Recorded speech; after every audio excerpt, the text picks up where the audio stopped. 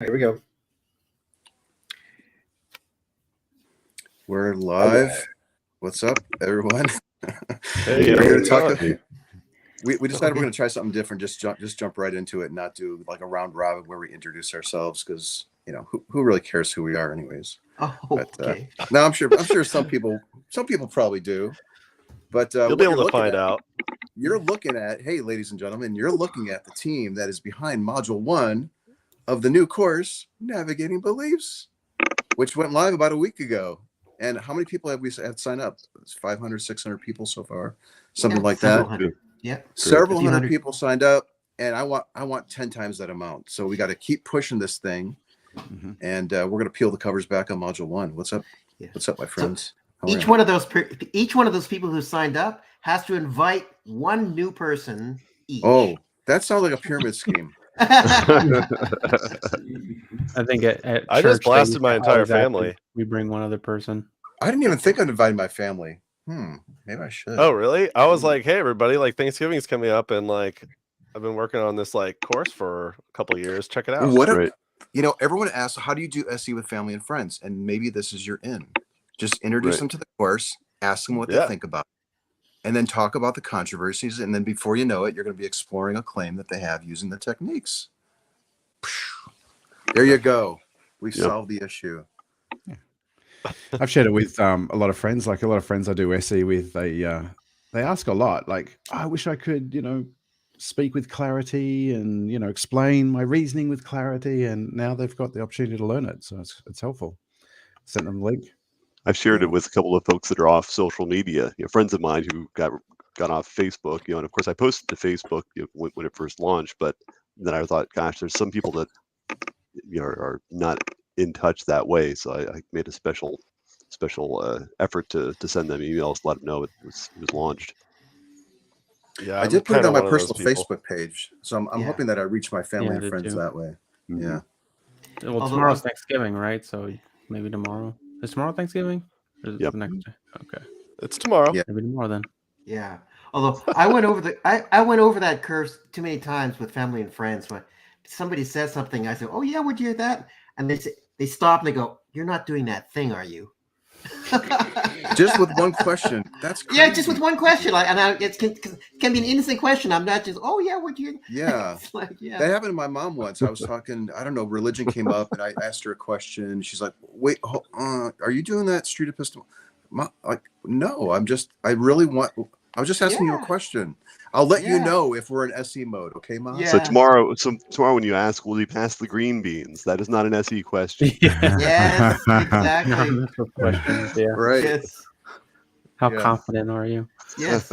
Yes. But we're kind of focused today on one specific module out of 6 that have been released. So phase 1 is done. It's out and available now. Here's where you can go to get it. Well, this is actually the thing. But if you go to navigatingbeliefs.com, you'll create an account really quickly, and you have full access to the first 6 modules. And we're here today to talk about one of those 6, which took us a lot of freaking time to put together. I mean, how do you write about what SE is as you're still trying to figure out what it is yourself? That was the challenge. Yes. That I think we faced, when we were putting that thing together. Yeah. I just read through it quickly a few minutes ago. I did it when it first launched a week ago, and then I read through it again in prepping for this. And I'm a teacher. I read a lot of textbooks, and I really like this. The module 1 just kind of gives a nice broad overview, and especially the second reading. It's worth the second read if you haven't given it a second read. Really does. It's a nice package. Obviously, we want people to continue through the rest of the modules, but this first one really does give a great definition and a good idea of the scope of what the practice is. Yeah. It reminds me of took a lot out of it too. I mean, if you remember, we did take a lot of it. I think we cut it down to about a third. I think we had 70 Wasn't it originally like 60 pages? It was big. And then we internally tested it and externally tested it, and the feedback we got mostly from SE familiar people was like, what the hell is this? This, there's too much in here, because we had stuff about we had things about common criticisms about SE, and then we had our justifications for those criticisms, and then we had remember we had the the dialogues at the start and the end. We ripped those things out. But yeah, I think what we scaled it back to now is more than adequate to explain to people what SE is at this point. We have what SE is not. We compared it and contrasted it with like the Socratic method and other conversational styles. Which some people was said my they want to favorite see that part. back. Right. Yeah, You like that that, was my. Nathan? Well, I'm the one that's been saying that. Yeah, I want that part Yeah. back in a little bit. Yeah, or maybe we had, can throw it in at the end or something. Well, now that Well, I it's think- kind of set up the way that it is, I think it looks a lot better. So we could probably add a little more, because that was the concern at first, was people didn't want to read but now that it's in distinct modules, I think it's a different story. It's much Can more we structured, recall what some of the other dialectics we were like comparing it to were? Mhm. Was it like deep canvassing was one of them, Yeah. and then the Socratic method, right, was Yeah. another, and then what were the other ones that we? motivational Other than interviewing. CBT Motivational was MI. one. Yeah. CBT. Yes. But then there was another one CBT. too. CBT, Nonviolent communication. Yeah. Oh, and Yeah. NVC. Yeah, NVC. NVC, yes. NVC, yeah. But it's not like that long- NVC. Yeah, we I was could- like CBT. we still what's have that text, and we didn't put it on the FAQ. Did we put it on the FAQ page? I'm not sure what we did with it, but I think we identified like additional things that might be good for the course, like philosophy overlap, psychology overlap, and I think we were earmarking that for the psychology overlap piece. Yeah. Maybe? One of the perceptions that people have, or misunderstandings, is that when they see an SE conversation, is they think is the person doing some kind of psychologizing here? Is some kind of therapy going on here? Is some kind of psychological techniques being applied? And that's why the comparison to cognitive behavioral therapy and motivational interviewing were raised, because those are conversational techniques and dialectics where there is a patient provider counseling intent and context. And so the person being interviewed expects to be therapeutically treated in some way. And of course, in SE conversations, it's not therapy. Although some people think are you doing some kind of therapy thing? And so it was very, very useful in that original text to clarify that SE is not therapy, although it does take into account psychosocial motivations of people. Mm-hmm. Yeah, so should we explore some of the module and just kind of peruse through and give our comments? I guess we'll start with this piece, the big piece right here, the definition, which is a way to help people critically reflect on the quality of their reasoning through civil conversation. Are we all happy with this at this point? I'm pretty happy. What do you think? I'm pretty happy with it. And right there below that, there is a link to the glossary that shows the historical definitions of SE. So they're right there for all you long-term SEers who are here since the beginning. If we wanted to we didn't want to paint over that stuff. That's available if you ever want to look at it. But yeah, I think the current definition is pretty spot on. I don't know if there's anything missing from it. We got the way properly defined now. That was really important. I like the way it ended up like that, where we specify further down what way means. Oh, right. Yeah, we took key words from the definition on this page. Yes. Mm-hmm. A lot of this is also summarized in the one pager that people get when they finish the knowledge check for this module. Yeah, but I like the conciseness of the current definition. I tend to over-explain it. If someone were to press me and try to define it, I'd go into a paragraph long. I like the simple one sentence. Mm-hmm. Yes.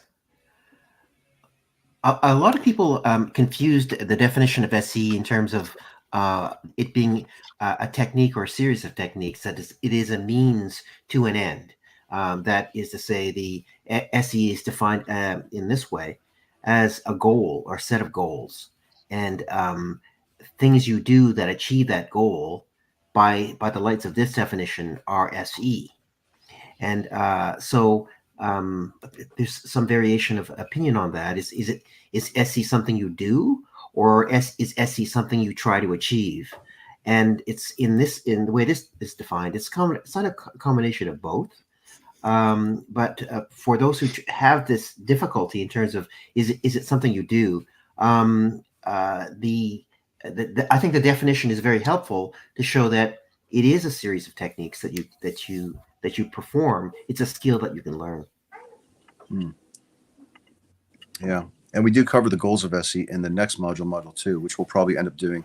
I think the plan is to do a review video, kind of like what we're doing now for module 1 for all the modules. And then maybe even make this video available from the course. Wouldn't that be kind of interesting? Make it circular. So people can find the course from the video and vice versa. They can find this video from the course. Yeah. Yep, and of course, besides the SE definition, there's also the movement meaning or usage of the word. We added that in there as well. Yeah. Yeah, a lot of people have the question, where'd this come from? Like, is this invented? How was this invented? Why is it useful? That type of thing. So the movement does give that historical context. And it also gave us the opportunity to address the atheism origins of SE. That was another thing we didn't want to just exclude from the course. It's like, well, that is how SE originated. Why would we ever want to just exclude that? So, but we don't go into great detail on that, but we hit it. There's enough in there for people to know where this thing originated from. But then, of course, we always, talk about how it quickly adopted and evolved from that as well. Yeah, for all the people in the room here, though, SE was not that. With the definition that we have today, people here have gone through SE as defined in different ways in the past. And so would the current definition of SE, as you see it today, change how you do SE, or what you consider an SE conversation to be if you saw one? I think, yeah. Oh, yeah? Yeah, I do. Yeah? In what way? Yeah. I think just in having the conversation about what it was, my views started to change about like I think even like messaging, like what I'm messaging when I'm asking questions, like understanding that that's really not in the definition at all. You're not supposed to start from a place of like, that it's clear, what you believe about the topic, things like that. I think, yeah. And working out the definitions, I noticed myself in real time, like making adjustments in my head. Oh, interesting. You modified your SE after the definition changed? Yeah, and even developing the whole course. Huh. Yeah, I think throughout. That's so interesting, because I don't think I'd change much of anything. But wow. I might not have understood what it was. Maybe that was the issue. I didn't really know what it was until. Yeah, I was trying to make it a point when I was doing SE on the streets to explain what it was that I was doing. And I remember thinking, like, since there's no one definition at the moment, I'm going to just sort of I'm going to try to explain it a little bit differently every time I meet somebody. So I bet you'll never find the exact same explanation of what SE is, at least, for my videos. Yeah, we were just watching this. We were just watching you explain it. Yeah, we've got a clip from you, Anthony, in this compilation video. Do you want to watch this and just comment on how different ways we have explained what it is in the past and see if these stack up to the current definition? Yes. Oh man, that's interesting. Yeah, that would be cool. Now I'm thinking that there might actually be videos where I've explained it and I would disagree with how I described it. Yeah, with your past self. Yes. Now that I think about it, but I think I'd have to go back 5 or 6 years maybe to find a point that I disagree with it. Yeah, so I'll pause after each person and we'll comment. All right, awesome. I'll explain a little bit about what I'm doing. So I'm having conversations with people using a method called Street Epistemology. Street Epistemology, where we explore something that they believe is true in a way that's not confrontational, it's not an argument, it's not a debate, it's not people yelling at each other. The idea is to be respectful and for us both to feel positive about it at the end of it. Helping people think and reflect on how they know the things they know, why they believe the things they believe. But basically, we just explore something that you believe, and it can be really any topic. Any sort of belief that you have where you think, hey, This, I believe pretty strongly this is true. My job in these interviews is to try to be as neutral as I can, but I will challenge you. I will challenge you on some things. Basically, That was great, really good. But I didn't hear the phrase critical reflection or even the word reflection at all. I don't think. Did you hear that? Right. No. That's right. Hmm. Yeah. The question raised as this describes. So when you do that, why are you doing that? In order to accomplish what? And that's what's not articulated. Yeah, it's Which like is all the usually stuff what you most people want to describing. know. Like, what are you up to when you're doing this with me? Yes. What are you up to? Yes. Yeah. What are you hoping to achieve? And now we have a primary goal of SE, which we've identified in the course, which is that goal of critical reflection. Yeah, that wasn't mentioned there. A lot of the time, I think I do use SE differently depending on who I'm talking to. But maybe it's now not SE because, for example, if it's with close family, I'll spend a lot of time because there's a long-term committed relationship there. So I've got a lot of energy to invest in it.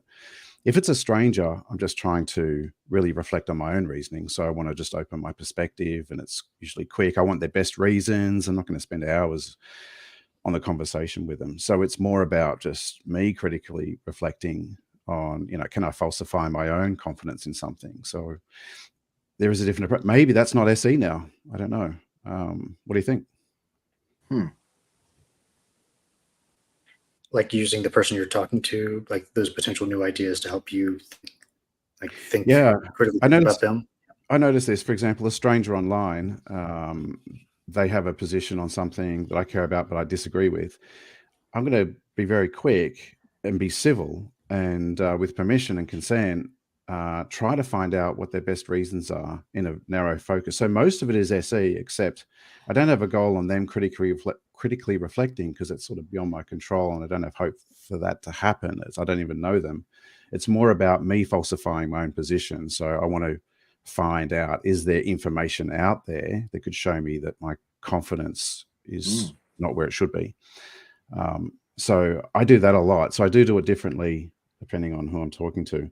And that goes to the quality reasons or the quality criteria in which we assess our own epistemology.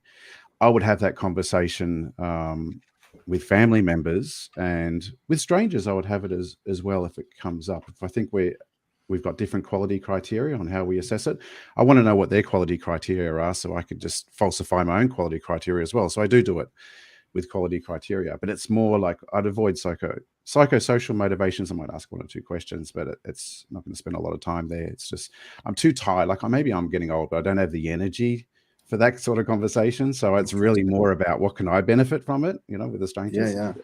But I would say, even if your goal is for your own self-reflection, you asking the questions to understand so that happens to you is likely going to happen to them in the act of them providing their reasons, I would think. Could do. That would be my guess, is that you probably would inadvertently end up helping them self-reflect on their own reasoning too, even though that wasn't. And if not, then maybe an hour later. You never know, right? Mm-hmm. Yeah. This next clip comes up with one potential interesting phrase. He says, we'll get into it. We're out here having conversations with members of our community about things that they think are true about reality, or maybe things that they think should be true, and then asking questions to explore the reasoning that lends them their confidence in the belief. Does that sound like something? Oh, absolutely. You're into? Cool. Yeah. My name's Matt. I'm not sure if I said that. I'm Jason. Nice to meet you, official. This is my little brother, McCormick. Nice to meet you. Nice to meet you as well. I like what you're out here doing. This is awesome. Oh, thank you. Getting together with the community and just hearing what people have to say. That's great. Yep. Yeah, my goal, just to lay my cards on the table, is to help people to, if I can, to help people critically reflect on the quality of their reasoning according to their standards. Sure. So my job as the interviewer is to ask you questions from a neutral perspective to explore your reasoning. Excellent. What do you So there we go. Mm-hmm. Standards. Yes, interesting. He nailed critical reflection, but that right after it, to your own standards, which is something I hear you say quite often, Anthony. But I'm very skeptical of having that be a criteria or a thing. Well, it suggests that their standards are good, and that doesn't necessarily mean that. So when I say like to the standards that you're currently using, I guess is maybe a different way of phrasing it. Like we all have standards for our criteria for thinking something is true, whether we give much thought to it or not. Right. But the standards are up for revision as well. Like, oh yeah, your methods are the methods the same as your standards?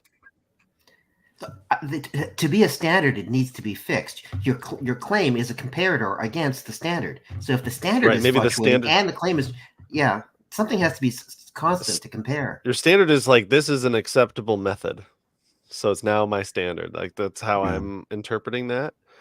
Maybe I think of the standards as the presuppositions. Like if you go as deep as you possibly can, what do we just take for granted? Logic will continue to work for us tomorrow as it has in the past.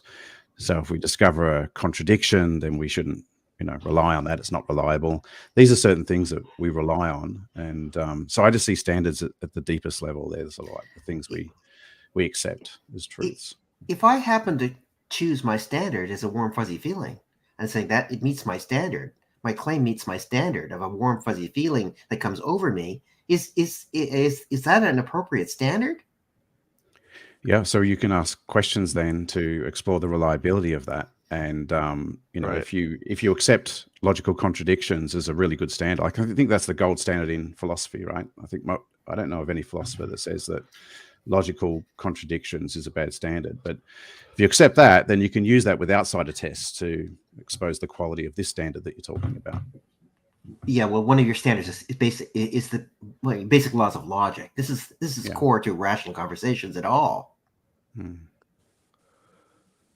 It's like someone could say, "Well, it's just my truth, therefore that's my standard. If I just believe it, therefore it passes." Right. But I think Anthony is saying, well, if we just question that a little bit, they're like it's like their subconscious is pushing back against that potential rationalization. If you just ask probing questions and get that with an outsider test type question, it's something within them has a higher quality standard than what they're actually saying potentially. Yeah, and that's the part that you're not sure about, right? But that's the value of having the conversation, is that sometimes people have never really spoken these standards, and to hear themselves say it and hear how it hits somebody else, or hits the interlocutor, can make a difference too. So, Reed, would you say that this definition implies that there's a standard but doesn't articulate it? The definition we have? Yeah. They encourage critical reflection on the quality of the reasoning. The quality implies there's a quality standard. Yes, it does. We're working on right now in the course with module. There you go. Module 10? The 10? Module 10. That's epistemology, right? There's the plug right there. Yeah, we've already started outlining that, but that's going to be, I assume, tons of more hours of discussion to get. Yeah, I was thinking phase 1 is kind of like setting the table, and phase 2 of the course is where we actually sit down to eat the dinner. Like that's going to be like the meat of it. There's going to be some really deep discussions putting that thing together, and I think that's going to provide a tremendous amount of value once that second phase comes out. That has the module on the epistemology, identifying the reasons, identifying the confidence level, and getting to the claim.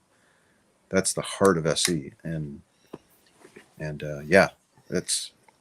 I'm really looking forward to getting that thing written. Yeah.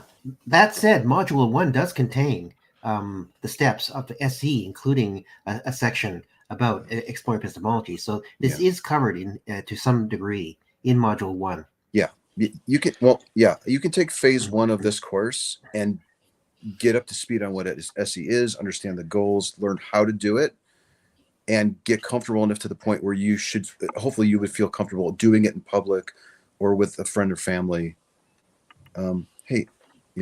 Can you hover over that word falsifiability? Falsifiability. I love this tip sheet, by the way. Ever since going through it, I use That this looks like tip that's sheet. fixed now. You like the tip sheet? Oh, you got the tip sheet? Yeah, ever since going through it, every time I have an SE conversation post going through this module, I look at the tip sheet. I look at these tip sheets and go, okay, what could I have done better? It's a great resource. I find it really helpful. Nice. Yeah. Yep. Yeah.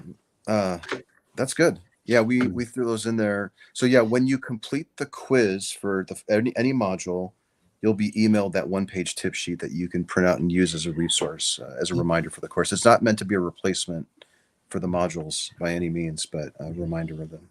Yeah, and I would underscore that, yes, taking the knowledge check is a prerequisite to getting those tip sheets. So a lot of people apparently are taking the course without touching knowledge checks, and therefore don't realize or don't know that there's these tip sheets that they can have, and they're missing a valuable thing. Yeah, and if you do all 6 modules, and I think you have to score 70% or higher on the quizzes, we'll email you a certificate of completion. And I'm BCC. There it is. I'm sending those. Yeah, for module 1. Yes, that's good. That's the one-page. No time for a screenshot. You got to do the quiz. Look at that. yeah. Don't show it. No. It's very handy. And then that little QR code takes people to the course, so you can print those out and guide people to the actual course as well. Yeah, and we're this is probably a good time to mention we're in the process of putting together teams to translate the course, and that's not just the course, but it includes the quizzes, the one-page tip sheets, and the certificate of completion. There's a lot of components to the course that will also need to be translated. So, if you're interested in helping us translate, email contact@streetepistemologyinternational.org. Cool. Want to watch your clip here, Anthony? Sure. All right. I'm not with the trail at all. Oh, you're not? Yeah, I've got a hobby where I interview people for 4 minutes about a belief that they have that they think is true. Interesting. Yeah, I'm attempting something. And what are you doing it for? I'm practicing this thing called street epistemology. I have a YouTube channel where I upload my more interesting talks and a podcast too, but I ask people to pick a topic that they're absolutely sure is true. So you think karma is real, you're absolutely sure that you've seen a ghost. I met a woman on the trail last week where she has like a 4-leaf clover pendant and she thinks it protects her from harm. So regardless of the belief, whether ideally it's something that you really feel strongly about, like I'm sure voter identification should be required, or it could be anything. I'm absolutely sure that there's a higher power or something like that. Okay. And I ask questions to explore with you. I don't direct you to a conclusion. I try not to.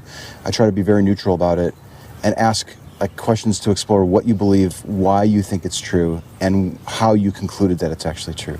Interesting. Yeah, it's really neat. So, all right. I did notice there that I said like something that you really, really think is true, almost like we could only explore your claim if you're 100% sure. And of course, that's not the case. So looking back on it now, I don't think I would put such an emphasis on certainty that it really could be any claim regardless of where you are on that scale. Yeah, you'll notice though in that description, it's I'll ask you all these questions, not for me to learn anything. Did you notice that was sort of missing? That was oh yes, I'll ask you about them, but I'm not there to learn from you, Robert. I'm there for them. I'm not there for me. I'm there for them. Oh, good for you, Anthony. But honestly, like, well, sure, maybe I'll learn something along, but I don't know what their claim is. Maybe I agree with their claim. Like, I think it would be, I don't know. Yes, of course, I could say, yeah, I'm also here to learn something about your views, but that's not my particular interest. I want to see what they believe and what their justifications are and help them see also, like, what are their reasoning? How are they getting to that point of view? So, oh, I know you're probably not going to remember, but did you have like this hope that they would pick like the higher power claim? Because it seemed it's like one of my favorite claims that people pick because there's so many other beliefs that are dependent on that one. So it's like it's the kingpin of beliefs. So I loved when they picked that one, and it's such an easy one to SE as well. And it makes and also like I have particular views myself. Like I think it's harmful. So I wouldn't mind if they pick it, but They could have picked anyone. The thing that I noticed is that the examples that I was giving, with the exception of the voter registration or ID or whatever, it was almost all supernatural or spiritual things. And I'm glad that I mentioned the less supernatural one, like the election stuff, in that clip, because, you know, I was really trying to get away and do more examples other than the spiritual and supernatural stuff. But it wouldn't have ruined my day if they had picked the God one. And in fact, I think that's the one that we ended up exploring in that video. Well, especially for the country you guys are in, 2024 is a great discussion for things that are politically oriented. Yeah. Yeah, sure. All right, one last clip, real quick from me. Oh, Yeah. I'm curious about this podcast. Yeah, I'll try to explain what I'm doing. I'm trying to practice this way of having conversations called street epistemology right there. It's a Socratic method style of conversation where someone comes up and makes a claim, and I talk with them, ask them mainly Socratic style questions where we get clarity on what they're talking about, what they believe, why they believe it, get clarity on that, and potentially then challenge those reasons with questions. Oh, geez, super like philosophical. Yeah. So Oh. if you're interested in that. Yeah, probably not. Critical reflection wasn't there. I like the challenging nature of it, but we like the softer, encouraging critical reflection. Right, yeah, because challenging can stir up some defensiveness when you just use that verb. So yeah. But to be fair though, that might be honest. Like you know, like that. I could totally see someone go. That's probably happened, right? Where people go into an SE conversation, and they're like, "That's not what I thought we were doing here." Once you get to a certain point, I would recommend never say, "I'm just asking questions," because you're doing a whole lot more than that. Because the SE is it's now become a finely honed, powerful tool that could really generate serious reflection on people's confidence in their deeply held beliefs. And you're doing far more than just asking questions. So I'd recommend we just never say that again. Like, yeah, I would say that we ask challenging questions. They could really challenge the apple cart and knock over the apple. And I also really emphasized the Socratic nature of it. I don't know if that's required at all. Yeah, anymore. I think that was good. But here's what I'm wondering. Oh, go ahead, Robert. Go ahead. Oh, I just want to mention you said they are Socratic style questions, that is to say, it's Socratic-ish, and Yes. there's an important nuance here that I've had conversations where I straight up call it Socratic questioning. Well, it isn't exactly that, and so yes, to show that there's some differences here. It is mentioned in module 1 that there are some elements of spin on the traditional Socratic questioning. And then she also said, she mentioned the word philosophical. So I wonder, by saying Socratic, if that gets people thinking that it's this nebulous philosophical discussion and not about them and how they're reasoning. And that could be misleading too by throwing in the word Socratic. And also, when you say Socratic, people can mean a variety of different things, as we know from talking to people when we were researching this course and so forth. Yeah. Yeah. I do like sort of warning people that it could be challenging, that these are challenging questions. And of course, people with a law education recognize Socratic questioning as a form of grilling and interrogation. Or a teacher would say, well, you're using this to actually convey information to me, and you're teaching me things. You have a message to convey. And that's not at all what we mean when we're doing SE. So Socratic it's one of those baggage words that have to be unpacked. But what I was wondering here is, what are we saying? Like, do we want content creators from this point forward, now that the course is out, to promote and use the one definition that's in the course? Or is there still value in being somewhat off the cuff when you explain what you're doing? And then, oh, by the way, there's this more formal definition if you want to look into it further. Like, what is a best practice for someone who's a content creator and filming examples where they're explaining what SE is? That's what I was wondering. I'm personally fine with off the cuff. Yeah. If somebody's just like, I want to explore how you know that. I want to explore how you came to believe this is true. Whatever this thing is. And then just say, and then you can follow up, just say like, you don't even need to say it necessarily every time, explain what it is that you're doing. Because most of the time I do SE, I'm like, you know, in the line for whatever it is, the bank, the bar, the hair salon. Like I overhear somebody say something, and I just say, how did you determine that? And I use that feeling to just help me figure out how you got there. And I'm just going to ask you questions about your reasons. So I don't necessarily need to explain every time. Now, if I'm sitting outside in a park and I've got cameras and I've got a sign and I'm like obviously doing a thing, that's really weird, by the way. If you've ever done it, it's the weirdest feeling ever. Then you might really want to start thinking about being clear with what it is that you're there to do, that you're there to facilitate a safe environment for somebody to explore their reasoning. And you want to encourage people to reflect on the quality of their reasons. And in that case, people will get really intrigued, especially if you're very clear with yourself about what you intend on doing and why you are out there doing it. Even going into why you're doing it is a great topic of conversation and some of the best ways to build rapport with somebody, especially in today's day and age, because it's like the least disagreeable thing ever to just be like, yeah, there's a bit of conflict in societies unnecessarily. Like, why is there conflict so much? So you'd be more descriptive if you were out doing it, but is it more for? So I could see that, but more for the viewing audience, because like you're going to upload it to YouTube, potentially hundreds, thousands of people will watch it, and you would be propagating a clearer definition to all those viewers. So also, I'd be wanting to model for hopefully inspiring others to be doing the same, to be getting out there and doing it.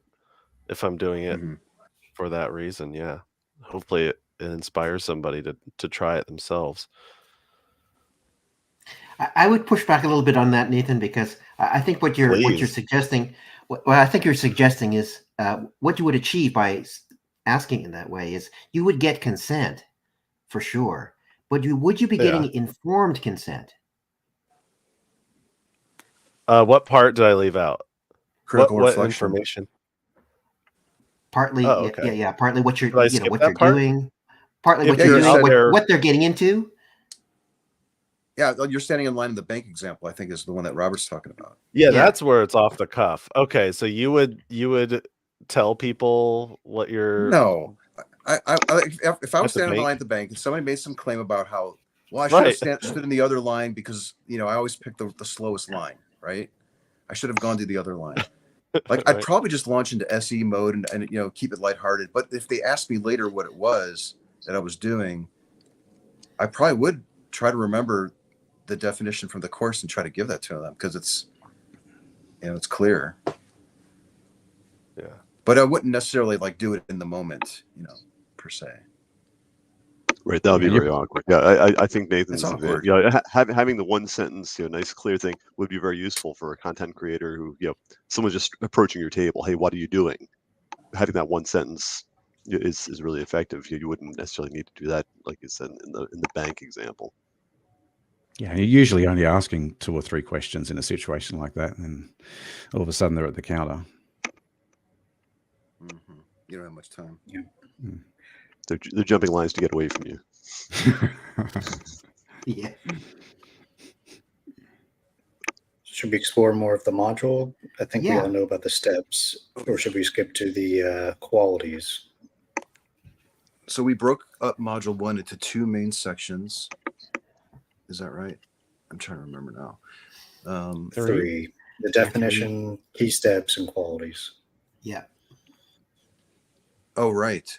Yeah. That's right. Remember, we didn't have the steps of SE in module 1. We were planning to stick that in module 3. Mainly because we had so much stuff in module 1 that we ended up taking out, like we talked about earlier. So then we ended up moving the steps of SE for module 3, which became the ethics module. and then the steps flowed into module 1. And I'm really glad that we ended up including the steps of SE here, because if we didn't, I think people who took the course might be mystified. Well, how do I do this? And the steps or the how of SE are right there in module 1. Yeah, So I agree. to do the meal now, this gives you a sniff of all the different things that are being prepared. Right up front. Right. You're in the kitchen there, and you're getting at least a smell of what you can expect. Yes. I think it represents good scaffolding. Like that's the idea when you're teaching, is that you want to scaffold. So you want to give them a vision of what the end looks like. And so having these here first lets them know what they're going to go through. Right, but not set them up for failure, because I noticed the knowledge checks for module 1 do address the steps of SE, but the initial steps, the pre-conversation considerations and the rapport, which is in phase 1, that's covered in the first 6 modules. So we don't ask you a detailed question about the real reason check or something like that in the knowledge checks for this first phase, because we haven't covered it yet. So it's portioning it out in a really good way, I think, where we're not overwhelming people. And it gets more complicated, I think, as it goes. So I've gone through the material many times on my iPad, my phone, my desktop. And I was like, damn, this was really written really well. And it gets people in on the ground floor, and it seems really basic, but it gets increasingly more, I don't want to say difficult, but like more involved. You're going to really need to be paying attention more and more as the course progresses to grasp it. One of the difficulties during the development of this was level of granularity. How detailed you need to be, because he's like peeling back the layers of an onion. You can always talk about more about this stuff. And so, to your point, Quaid, about scaffolding, that we was concerned that people would mistake the frame of the house for the house, and they think, well, I know what SE is now. I've taken module 1. I don't really need the rest. It's just window dressing, and I can just go out and do SE based on what reading module 1. And oh no, just enough to be dangerous, right? I feel like it's not good. So yeah.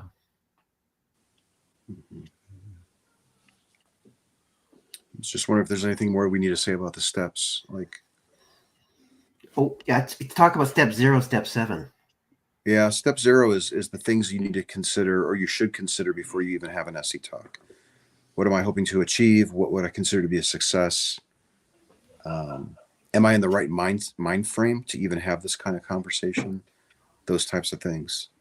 It's the type of things we tend to overlook. We usually think, oh, I just need to learn how to do it.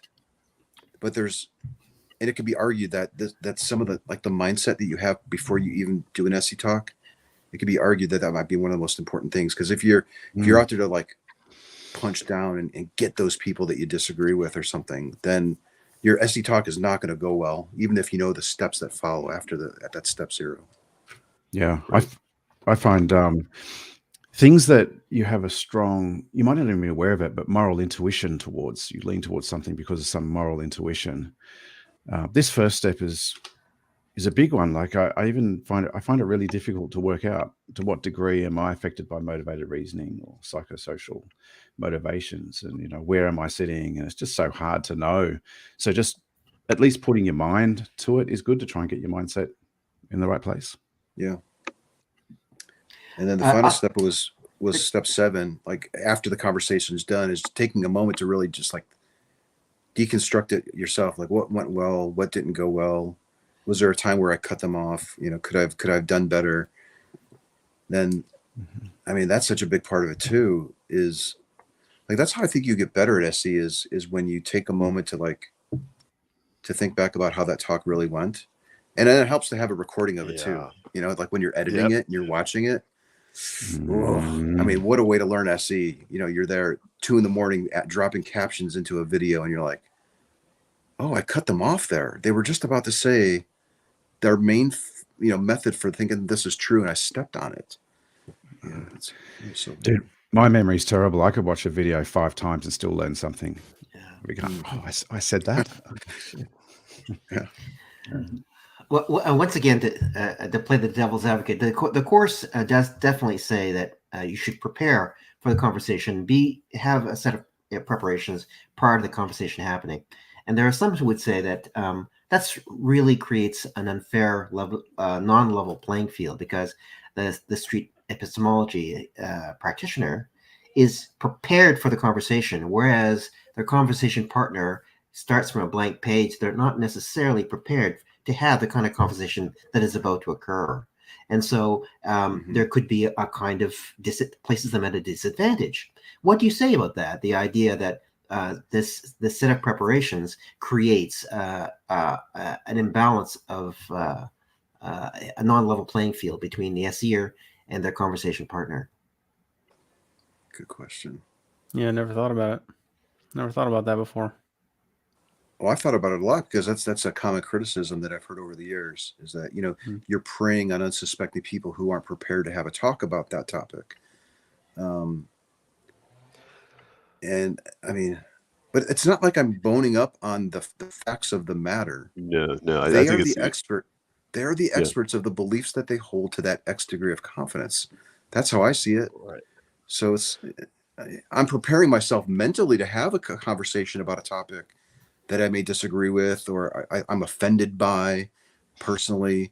But if I'm grounded and I'm prepared for that, that's good. And it models it for them, so that if they ask me where I stand on their claim and I give my perspective and it differs, hopefully I've conducted myself in a way that they admire and they want to match.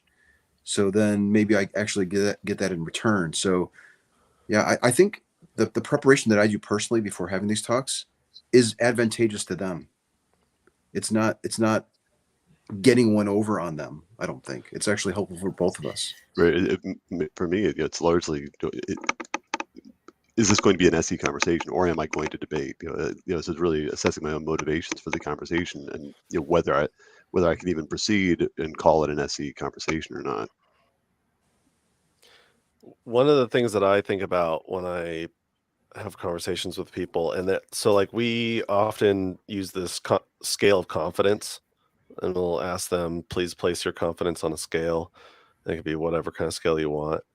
In my own mind, I have like a hidden scale of how well I think that other person is articulating what they think they have in their head. So there's so many things that can go into it. Are they nervous? Are they 7 years old? Are they what are the factors that are going in that are they intoxicated? That's another one, right? And all these different things come into play that allow me to adjust my charitability level with who I'm speaking with. And I don't necessarily ever disclose that I've assessed this number in my head, but I kind of keep it there. Maybe this person's really on a soapbox, and they're just and they are stringing together words that are almost near poetic, right? Well, that person's probably really articulate, in which case I can be more poignant with my questions. And so that's something that I bear in mind. See the cow-eyed look on everyone's face after that. Oh, that was good. Yeah, that's great. I've never thought to do that either. So that's really interesting. Next up is the last section, is the main qualities of street epistemology. I think we ordered these in the order of importance, I think. Or I forget if we did or not, but first is focus on the quality of the reasoning, then accounts for psychological and social motivations, then uses a spectrum of confidence between true and false, more collaborative, less confrontational, more asking, less telling, and science-minded. I think those are all good. Yeah.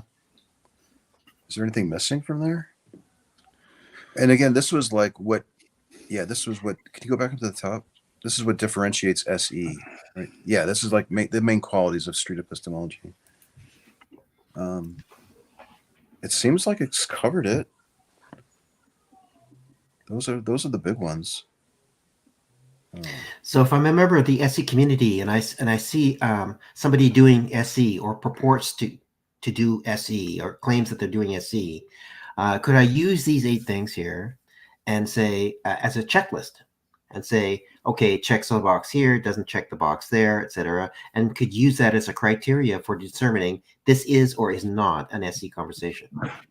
Good question. Because you can have an SE talk. I'm using quotes. You can have an SE talk where you're just identifying what the claim is and the definitions of the words, and you even haven't gotten to confidence level reasons or the epistemology.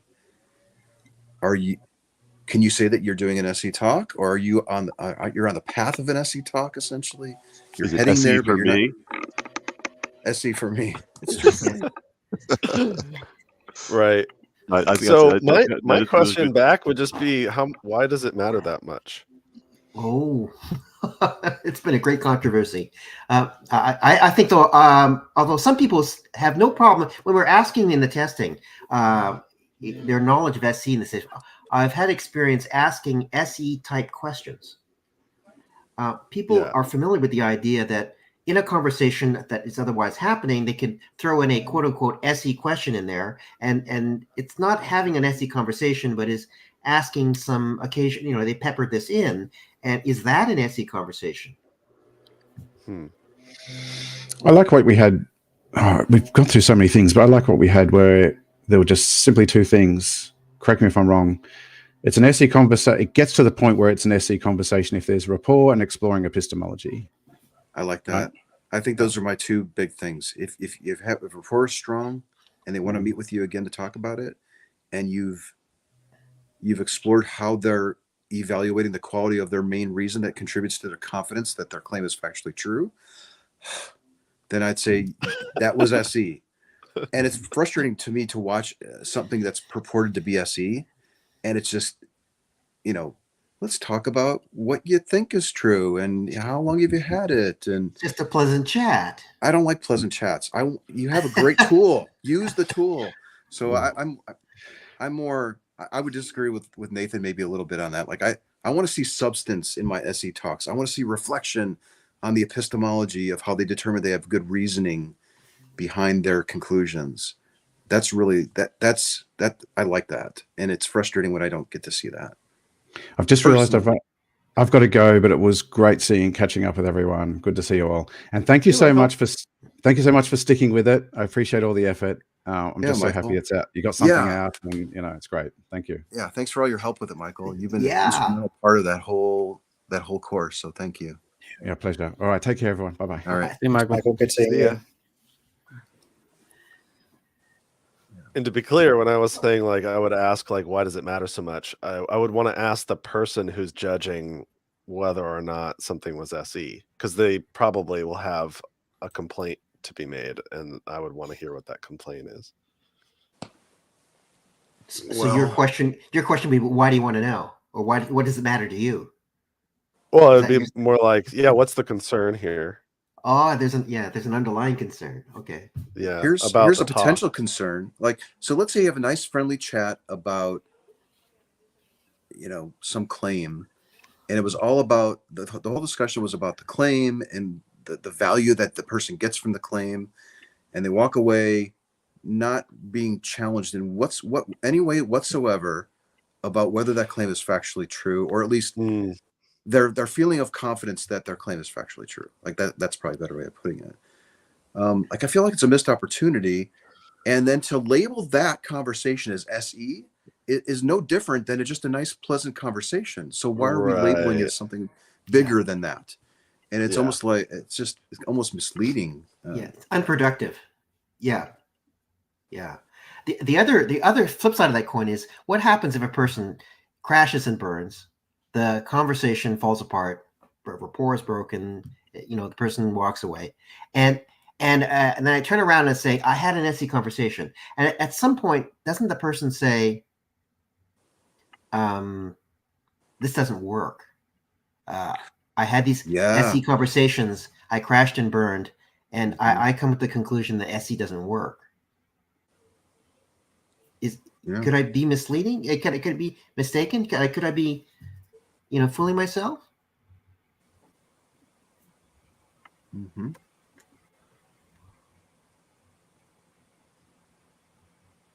Well, I mean, it's possible that we didn't figure out their real reason. I mean, a lot of the times we ask people what their reason is. They give us something that they want us to think is their reason, but isn't actually their real reason. And that can be problematic for the practitioner.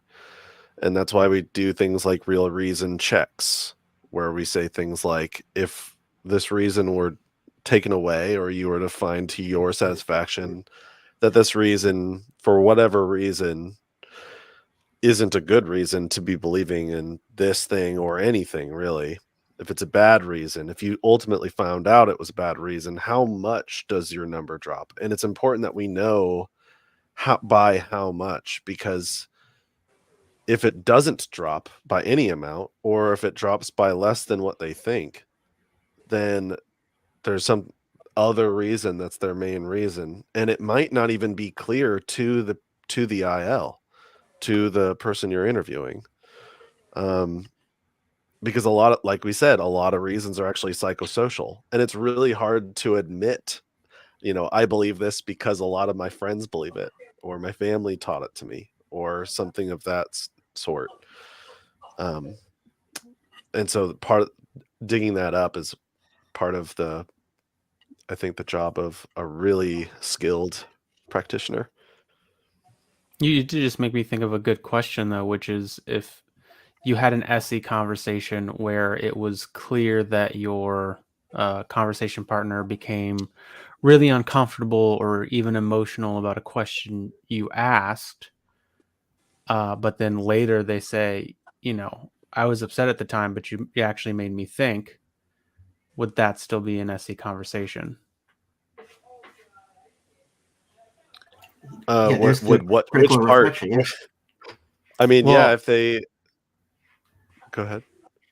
No, I think you understand. If they thought about it afterwards, like if you ask something and maybe you hit a nerve, I mean, we try to not hit nerves the whole time. Sometimes my talks with people doing SE is like I'm walking on eggshells, and I really don't want to, but I'm meeting them where they're at. And yeah, that can be really tough. If you hit a nerve, you might have asked something that is a real reason that maybe they didn't know, or maybe they thought they had a reason and you call them out that it's not really the real reason, and that also hits a nerve. And then if they think about it, is the intent for civility, good enough? If things do go sideways, is it the reaction, is different than the intent on the part of the IL or of the questioner? Yeah, like you can be clear about your intent. Like, I didn't mean to offend you or whatever. And we don't even need to be talking about this anymore if it upsets you or bothers you, or is there something else we can talk about? Or can you maybe explain to me why it upset you so I can better understand like why that upset you so much? So I cannot do that. You guys are reminding me that you can achieve critical reflection on just talking about what the claim is. The act of defining it and isolating the claim and getting the claim really clear could in and of itself generate that kind of critical reflection that you're seeking if you're doing SE. So if rapport is strong and you've achieved critical reflection just at the claim level, then I would argue that you are doing SE. You've done SE at that point, even though you haven't revealed confidence, reasons, or method yet. So maybe including the goal or the epistemological level in the criteria for being able to say that you've done SE, maybe that's too high of a bar. Maybe as long as critical reflection is happening, regardless of the stage that you're at, and rapport is strong, then maybe it could be argued that you're doing SE. It's the so-called 30-second SE conversation. Could you be wrong about that? Could you change your mind about that? You're done. Yeah. There was a video on my channel. I've mentioned it many times in interviews, but like it was about karma. It was at a college campus, and I asked him for his definition of karma, and by the time he gave his definition, he's like, you know what? I don't even really believe that that's true. When he originally said that he believed it. So it was like, and he considered it, and it's just like gone, it's very strange. Yeah, that sounds like strong beliefs loosely held. Right. But yeah. I'm wondering now if I'd asked him his confidence level at that point, but it was odd. So, and in fact, I think we mentioned this in the course in module 1, which is the course that we're reviewing, the module that we're reviewing. We mentioned that you can inadvertently generate reflection, whether you intend it or not, at all of the levels of SE. It's not like reflection only happens when you get to the epistemological level, but it seems like that's where the biggest bang for the buck happens. That's where the true consideration of people's confidence happens, is at that deeper epistemological level. Yeah. When you start seeing shifts in confidence. When you look at I'm wondering reasons and outsider tests, yeah. Yeah. And reasons, sure. Reasons and epistemology are so tied together. And just because you're not, is it possible that their epistemological methods were involved, you just didn't see it because they weren't saying it out loud, it was happening in their head? Good point. He maybe in his mind, he's like, how could I actually tell that that's true? I don't have a good reason. Okay, boom. And then he just sort of, and then there's other factors too, right? There's a camera pointing at him. It wasn't really like, who knows what factors were at play there with him coming to that realization. I think people, we would hope that people realize that they have reasons for the things they believe, but that's not always the case. People have beliefs that they haven't examined themselves. And so when you stop to ask, well, why do you think that? They may have not considered why it is that they thought that, or have come to that conclusion. And so the first reason that they throw out is often not the real reason, but it is the reason they've told themselves up to this point. It's the one that first comes to mind as the reason. And that's an interesting observation to make, that though the first reason may not be the real reason, why was that non-real reason the first thing that they threw out? Was it because they feel that by offering this reason they're a good person, or there's so many reasons why somebody would throw out a non-good reason or a non-best reason as the first one they say? Well, like Nathan was saying earlier, that they could be giving a reason that they think you need to hear. Yes. How many times, somebody gives the God claim and they give, well, you have to read this apologist's book. 36 times I think I've heard, but they're giving me the reason that they think I would find convincing. It's not the reason that they find convincing. And you have to be careful. That's what's so great about the real reason check. Yeah. And then back to like unintended means of inspiring reflection. I've had people just change their mind just when you ask them what just explain what you mean. Like, what does that word mean? Mm-hmm. Like, what does the claim even mean? Explain to me the claim. Like, what are the consequences of it? People will like explain it, and then in the middle of it, just be like, yeah, never mind. now that I'm saying it out loud, it doesn't make any sense. It's called hopefully you can use one of those at Thanksgiving tomorrow. Yes, it's called the illusion of explanatory depth, right? The more you dig into it, the more you realize that I don't really understand this. Right. The what, why, how pyramid. It's like the very top. Just explain the claim a bit more, flesh that out, and then.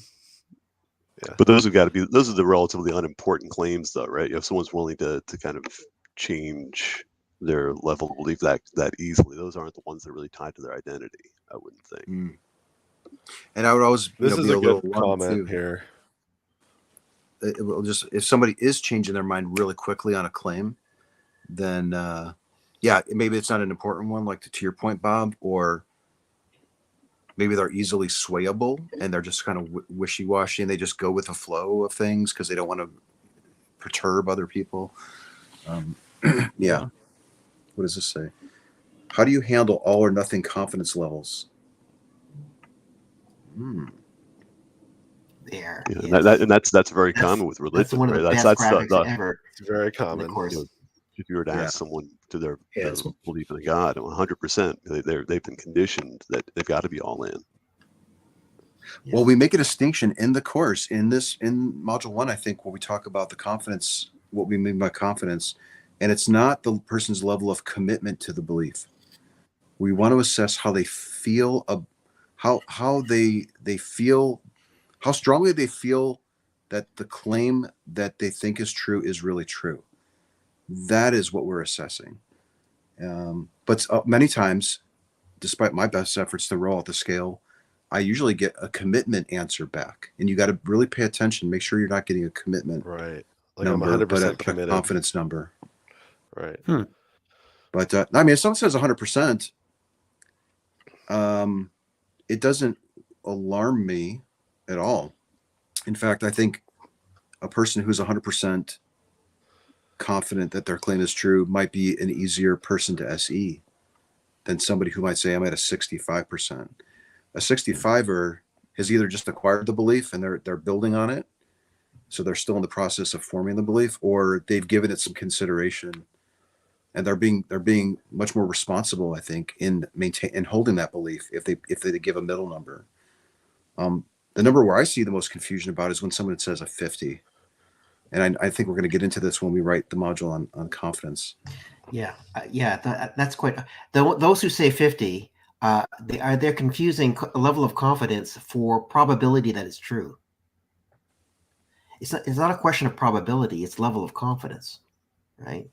Right. Interesting. See, I would say that they're confusing the scale. They're going back to binary. Very rarely will you get a gradient 50. But if you hear a 50, they're still thinking, well, it's either true or false. That's not what we're exploring. We're exploring your feeling that it's true. Yes. To what degree do you feel that this is true? And if they still get a 50, then you can proceed. But a 50 is a warning sign that they've misinterpreted the scale. I agree with that. Yeah. Yeah, the gradient level of confidence gets a person into a different kind of mindset, non-binary mindset of either it's true or it's false. Either you're confident in it or you're not. Either you believe it or you don't. This is this kind of binary thinking. With this confidence scale and gradational thinking, you can still believe it, but less so. And it can still be true, but possibly less so. It opens up the question, are there degrees of truth? Such as, are there degrees of confidence? Can something be partially true? And can you be somewhat confident?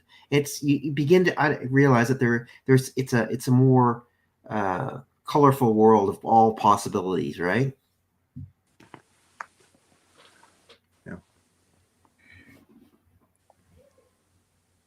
Yeah. We're going to keep talking about this in the epistemology module and how confidence and all relates to epistemology. Is it even a good concept to even think about in terms of epistemology? I'm now even questioning these things myself, even though it's not. Really? Even after you and I talked about number 14? Oh, what about number 14? When did you talk about that? Let's Did do you this. record it? Did you guys I just called him up. What's question 14 on the survey? It's his statement on the survey. Hold on, let me see this. Yeah, there we go. Thank you. You're faster on it than me. I just got the survey statements up. Without an explanation for something, any answer is better than no answer. Well, definitely not. What do you think, Reed? Do you remember our talk about that? I think so. Yeah, because ideally I want good explanations. Right. So should we? I mean, we definitely want to lay out all of our best explanations for sure, and then maybe rank them. Though, like, if we pick one, should we put it on a scale, or should we not put it on a scale, or is there a better answer? Yeah, the ranking is a kind of scale in terms of priority or quality. I Okay. like that better. Yeah. If you just think got a it's screenshot of it. A, if you think A beats the rest of them, do you have a level of confidence about A?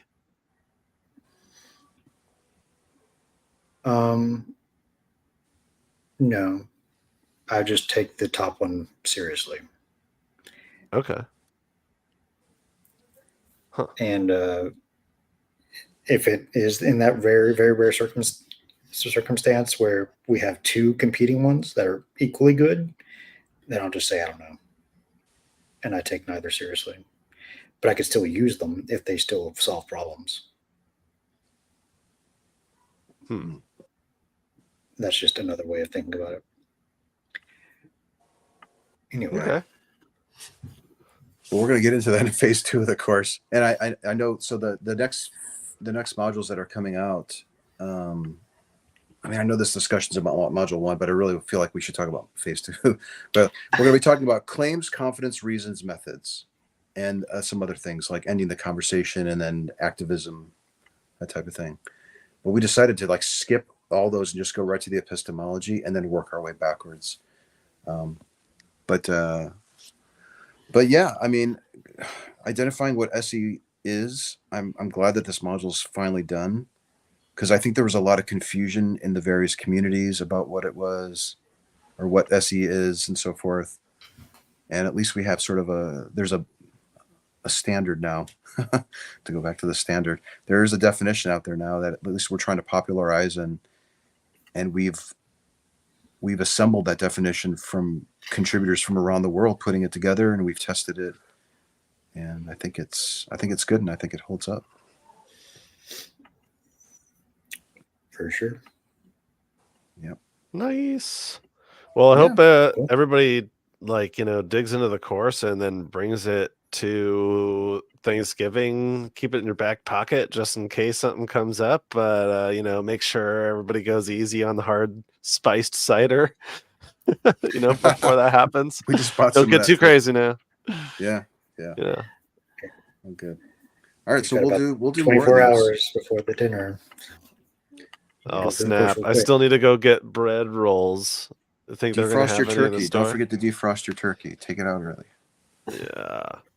Oh, thankfully, I'm not cooking the turkey, but I'm like bringing libations and a couple of biscuits, basically. Nice. So nice. But y'all have a good one, and eat enough and pass out and sleep all day and watch some football the next day, and don't buy anything. Just kidding. Everyone's gonna buy everything. Save your money. Like us. Yeah, and take the free course while you're at it. Module 1 is awesome. Yeah. Free course. Yep. Link is in the description. We will potentially be back next week for module 2. Stay tuned. Oh yeah, that's going to be a really interesting one. That'll be fun. All right. All right. See you, fellas. I'll Happy play the Thanksgiving, guys. promo to play us out later. Okay.